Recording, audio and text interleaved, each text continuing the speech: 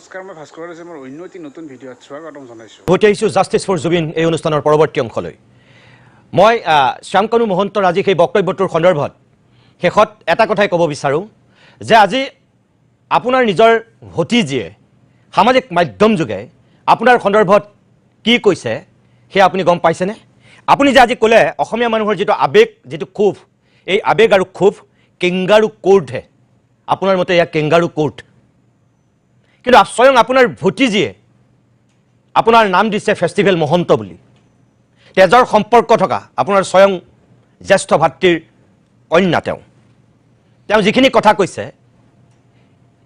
অসমৰ মানুহে বাৰু বুজি পোৱা নাই কিন্তু আপোনাৰ তেজৰ সম্পৰ্ক থকা আপোনাৰ নিজৰ জি মোটামুটি আপোনাৰ নিজৰ জ্যেষ্ঠ ভাতৃৰ কন্যা তেখেতে যিকেইটা কথা কৈছে এয়া কি জুবিন গাৰ্গক এটা সময়ত আপুনি পণ্য সামগ্ৰীৰ দৰে ব্যৱহাৰ কৰা বুলি নিজ কাণেৰে নিজ চকুৰে শুনা আৰু দেখা বুলি তেওঁ সদৰি কৰিছে এয়া কি তেনেহ'লে অসমৰ মানুহে আপোনাক বুজা নাই কিন্তু আপোনাৰ ঘৰৰ মানুহো আপোনাক বুজা নাই নে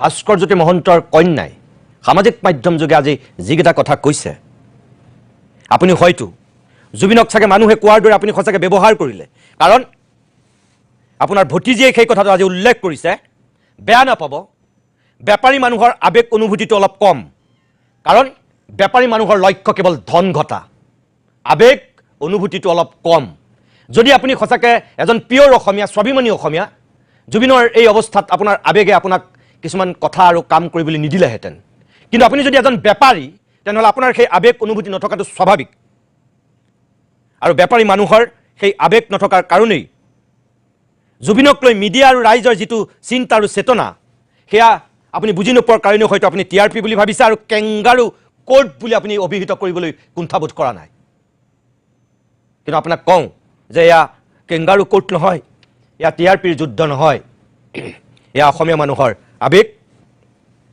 এয়া অসমীয়া মানুহৰ এটা কলিজা ছিগি পৰিছে যাৰ কাৰণে আজি এই পৰিৱেশটোৰ সূচনা হৈছে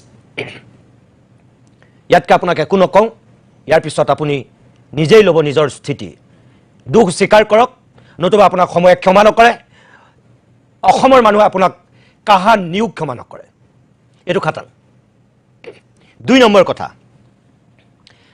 এই মুহূৰ্তলৈকে এই সিদ্ধাৰ্থ শৰ্মা নামৰ মানুহজনক আমি বিচাৰি পোৱা নাই আমি দেখা নাই কতো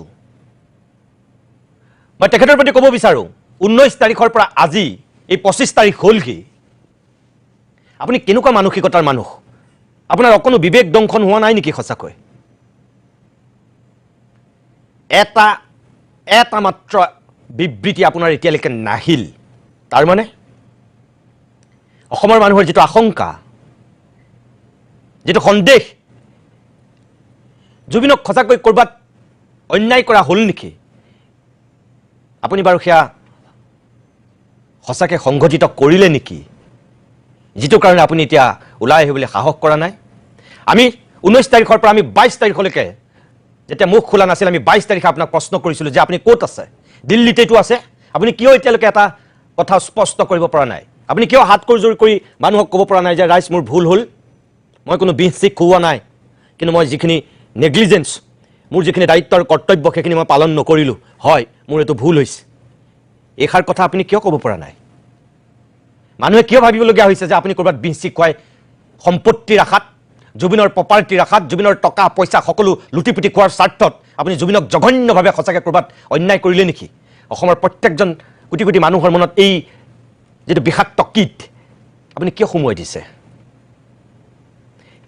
জুবিনৰ যদি টকা আজি সঁচাকৈ একাউণ্টত 10,000 হে আছে তেনেহ'লে জুবিনৰ মেনেজাৰ এজন হৈ আপুনি ইমান সম্পত্তি ক'ৰ পৰা ঘটিলে আজি মানুহৰ মনত প্ৰশ্ন হোটেল আপুনি লিজত লৈছে ফ্লেট কিনিছে ইটোৰ পিছত সিটো ফ্লেট আছে বোলে গুৱাহাটীৰ বাহিৰতো ফ্লেট আছে সময়ে ক'ব এই সকলোবিলাক আৰু জুবিনৰ আটাইতকৈ ডাঙৰ কথা জুবিনৰ যিটো মিউজিক মেনেজমেণ্ট LLP তাতো আপুনি এটা পাৰ্টনাৰ অসমৰ মানুহে ভাবি আছিল জুবিন গাৰ্গৰ সম্পত্তি কিন্তু এতিয়া ওলাইছে পাৰ্টনাৰ এজন মেনেজাৰ পাৰ্টনাৰ হৈ যাব পাৰে আমি নাজানো কি সূত্ৰত কেনেকুৱা থিয়ৰি আছে তাত আপোনালোকে জানিব কিন্তু আপুনি এই কথাখিনি মানুহৰ মনত উদয় হোৱা এই সন্দেহ এই আশংকাখিনি আপুনি দূৰ কৰাটো আপোনাৰ দায়িত্ব আছিল যে এই গোটেই কথাখিনি সঁচা নহয় কথাখিনি আছিল এনেকুৱা এই কথাখিনি ক'বলৈ আপোনাৰ অসুবিধা ক'ত কিয় আপুনি মুখ খুলিব পৰা নাই এতিয়ালৈকে?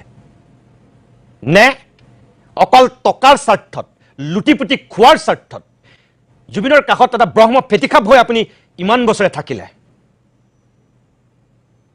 নে আপুনি অসমীয়াৰ তেজ আপোনাৰ গাত নাই, যিটো কাৰণে আপোনাৰ গাত লগা নাই? কোনটো? আজি অসমৰ মানুহে হিচাপ কৰিব, আৰু যদি আপুনি দেৰি কৰে ইয়াৰ কিন্তু পৰিণাম ভীষণ হ'ব। চৰকাৰে যি কৰে কৰিব, আইনে যি কৰে কৰিব, কিন্তু ৰাইজৰ আদালতত আপুনি যদি এনেকৈ ভাবিছে মই হাৰি যাম, বাচি যাম, এয়া আপোনাক অসমৰ মানুহে হ'বলৈ নিদিব।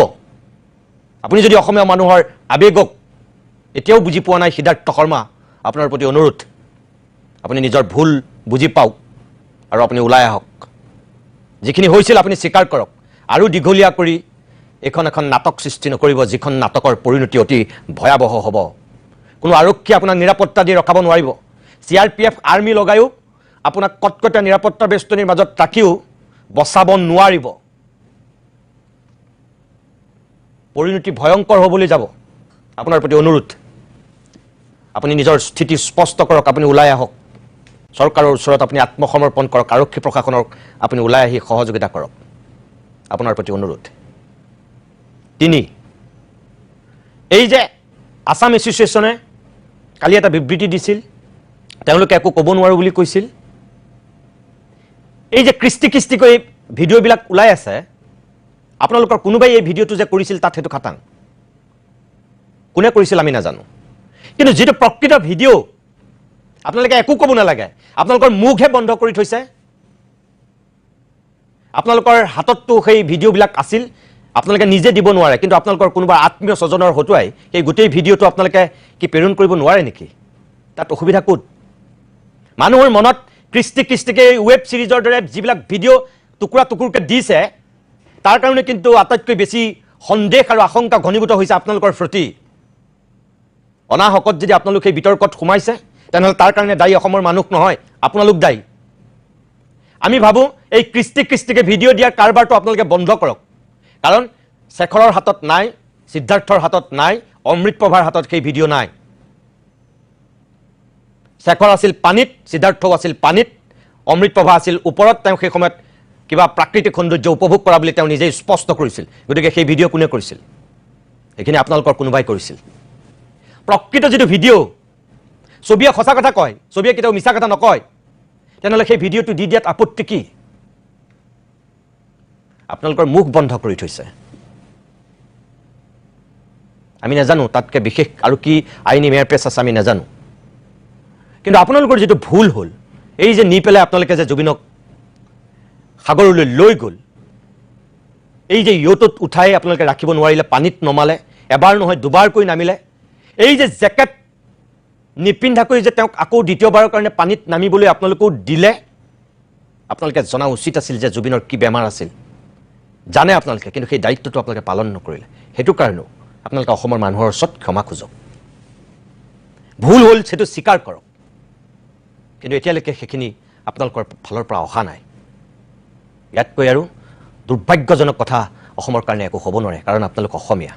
কোনোবা পাঠশালাৰ, কোনোবা যোৰহাটৰ, গোলাঘাটৰ, অসমৰ বিভিন্ন প্ৰান্তৰ আপোনালোক অসমীয়া। আপোনালোকৰ লগত একো ব্যক্তিগত শত্ৰুতা নাই আমাৰ, কিন্তু আপোনালোকৰ ভূমিকাটোক অসমৰ মানুহে মুঠেও ভাল পোৱা নাই। অসমীয়া জাতিৰ শত্ৰু হিচাপে আপোনালোকক আজি অভিহিত কৰিছে। এইটো কথা আপোনালোকে বুজক। সন্দীপন জুবিনৰ খুৰাকৰ ল'ৰা, তেখেতো গৈছিল, তেখেতক সামাজিক মাধ্যমেই হওক, সংবাদ মাধ্যমেই হওক, এতিয়ালৈকে তেখেতক প্ৰশ্ন কৰা নাই। তেখেত এগৰাকী আৰক্ষী বিষয়া যিহেতু। কিন্তু আমাৰ নিচিনা সাধাৰণ মানুহৰ মনত এইটোৱে প্ৰশ্ন, এইবিলাক যে SIT গঠন কৰিছে, CID গঠন কৰিছে, এইবিলাকৰ কি প্ৰয়োজন আছে? এফালে খুৰাকৰ পুতেক, আনফালে এজন পুলিচ অফিচাৰ। এটা সাধাৰণ কথা তেনেই চাহটোৰ দৰে লাগি আছিল প্ৰত্যেকটো মুহূৰ্তত। এই ইয়টত উঠাৰ পৰা সাগৰত নামালৈকে আপুনিটো আছিল লগত। ডেড বডি হৈ যেতিয়া উভতি আহিছিল দিল্লী হৈ গুৱাহাটীলৈ, আপুনিটো আহিছিল লগত। এফালে আপুনি সম্পৰ্কত ভাতৃ, আনফালে এজন আপুনি চৰকাৰী আৰক্ষী বিষয়া। SITৰ কি প্ৰয়োজন, CIDৰ কি প্ৰয়োজন? আপুনি এইটো আটাইতকৈ উচিত প্ৰমাণ। আপুনিতো একো মিছা কথা ক'ব নোৱাৰে। নিজৰ আপোনাৰ ককাই ভাই, নিজৰ ককায়েকক যদি কোনোবাই গাফিলতি কৰিছিল, ক'ৰবাত যদি ভুল হৈছিল, আপুনি দেখোন গোটেই কথাখিনি সাক্ষী। চৰকাৰী আৰক্ষী বিষয়া হিচাপেও আপোনাৰ এটা দায়িত্ব আছে, নিজৰ ভাতৃ হিচাপেও আপোনাৰ এটা দায়িত্ব আৰু কৰ্তব্যবোধ আছে।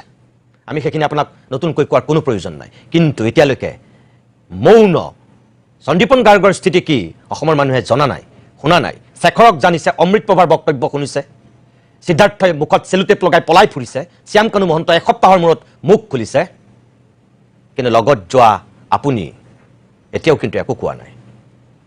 মই নাজানো, চৰকাৰী বিষয়া হিচাপে আপুনি হয়তো ক'ব নোৱাৰিব পাৰে, কিন্তু আপুনি জুবিন গাৰ্গৰ লগত যোৱা এজন ব্যক্তি হিচাপে, জুবিনৰ এজন ভাতৃ হিচাপে আপোনাৰ কিন্তু এটা দায়িত্ব আছিল কিবা এটা কোৱাৰ, সঁচাটো কোৱাৰ। আজি যদি সন্দেহ আৰু আশংকা হৈছে, আপুনি যদি তেতিয়া এটা কথা ক'লেহেঁতেন, দিল্লীটো যদি ক'ব পাৰিলেহেঁতেন, বা তাত থাকোঁতেও যদি আপুনি ক'লেহেঁতেন, অসমৰ মানুহে অন্ততঃ কিবা এটা বিশ্বাস কৰিলেহেঁতেন যে নিজৰ ভায়েকে কৈছেও এইখিনিয়ে চাগে সঁচা। বাকীবিলাকে মিছা কৈছে, কিন্তু নিজৰ ভায়েকে মিছা কথা ক'ব নোৱাৰে, এনেকেই ভাবিলেহেঁতেন। কিন্তু সন্দীপন গাৰ্গ আপুনি সেই দায়িত্বটো পালন নকৰিলে। আমি নাজানো কিয় নকৰিলে, ক'ত অসুবিধা, কি গণ্ডগোল হ'ল আমি নাজানো, কিন্তু আমি ভাবোঁ যে আপোনাৰ এক দায়িত্বৰ কৰ্তব্য আছে। শেষত অসম চৰকাৰৰ প্ৰতি আমাৰ আহ্বান, মুখ্যমন্ত্ৰী হিমন্ত বিশ্ব শৰ্মাৰ প্ৰতি আমাৰ আহ্বান, ন্যায় তদন্ত দিব, ন্যায় প্ৰদান কৰিব আপোনালোকে। আপোনাৰ ওপৰত আস্থা আছে, বিশ্বাস আছে অসমৰ মানুহৰ, কিন্তু বহুতৰ মনত কিছুমান সন্দেহো হৈছে। শ্যাম কানু মহন্তৰ ককায়েক এগৰাকী প্ৰাক্তন DGP, এগৰাকী গুৱাহাটী বিশ্ববিদ্যালয়ৰ উপাচাৰ্য, আপোনাৰ ঘনিষ্ঠ বন্ধু। বহুতে সন্দেহ কৰি আছে যে কিবা হেঁচাত এই প্ৰক্ৰিয়াটো দীঘলীয়া হৈছে নেকি, ক'ৰবাত অসুবিধা হৈছে নেকি। সিদ্ধাৰ্থ শৰ্মাৰ ক্ষেত্ৰতো, সিদ্ধাৰ্থ শৰ্মা এগৰাকী মাৰোৱাৰী সম্প্ৰদায়ৰ যুৱক, অসমৰ বহুত কেইগৰাকী প্ৰভাৱশালী ব্যৱসায়ী মাৰোৱাৰী ব্যক্তি আপোনাৰ সোঁৱে বায়ে ঘূৰি ফুৰে। বিজনেছৰ ক্ষেত্ৰতেই হওক, ৰাজনৈতিক দলৰ সাহায্য সহায় সহযোগিতাৰ কাৰণেই হওক, তেওঁলোকৰ হাতবিলাক বৰ দীঘল। সেই হাত দীঘল মানুহবিলাকেও ক'ৰবাত প্ৰভাৱ বিস্তাৰ কৰিব নেকি এই গোটেই ঘটনাটোত, মানুহৰ মনত সন্দেহ হৈছে। আপোনাৰ প্ৰতি আমাৰ অনুৰোধ, অসম চৰকাৰৰ প্ৰতি আমাৰ অনুৰোধ, তেনেকুৱা সন্দেহ সৃষ্টি হোৱাৰ পৰিৱেশলৈ এতিয়াও নোযোৱাটো উচিত। আমি ভবা নাই তেনেকুৱা কিবা কৰিব বুলি, হ'ব বুলি। সামাজিক মাধ্যমত বহুতে তেনেকুৱা কথা লিখিছে, আপোনালোকৰ ওচৰতে দৃষ্টিগোচৰ হৈছে। কাৰো প্ৰভাৱত কেতিয়াও যাতে অকণমানো হিনদেৰি নহয়, সেইটো দৃষ্টি ৰাখিবৰ কাৰণে চৰকাৰৰ প্ৰতি, মুখ্যমন্ত্ৰীৰ প্ৰতি আমাৰ বিনম্ৰ অনুৰোধ। আপুনি যিখিনি দায়িত্ব কৰ্তব্য পালন কৰিছে, এতিয়ালৈকে নিষ্ঠা আৰু আন্তৰিকতাৰে কৰিছে, সেয়া আমি দেখিছোঁ, আৰু সেই আন্তৰিকতাৰে বাকীখিনিও আপুনি আগুৱাই নিয়াটোৱেই অসমৰ মানুহে বিচাৰে। সেই দায়িত্ব আৰু কৰ্তব্যখিনি আহি থকা সময়ত আপুনি পালন কৰিব বুলি আশা কৰিয়েই জাষ্টিছ ফৰ জুবিন এই অনুষ্ঠানটোৰ পৰা আমি বিদায় লৈছোঁ। ভিডিঅ'টো চাই কেনেকুৱা পালে কমেণ্ট বক্সত এফাকে হ'লেও জুবিন দাৰ বিষয়ে লিখিব। যদি মোৰ পেজত নতুনকৈ আহিছে, পেজটো ফ'ল' কৰিব। যদি মোৰ ইউটিউব চেনেল নতুনকৈ আহিছে, চেনেলটো মোৰ ছাবস্ক্ৰাইব কৰিব। জয় আই অসম, জয় জুবিন দা, ধন্যবাদ।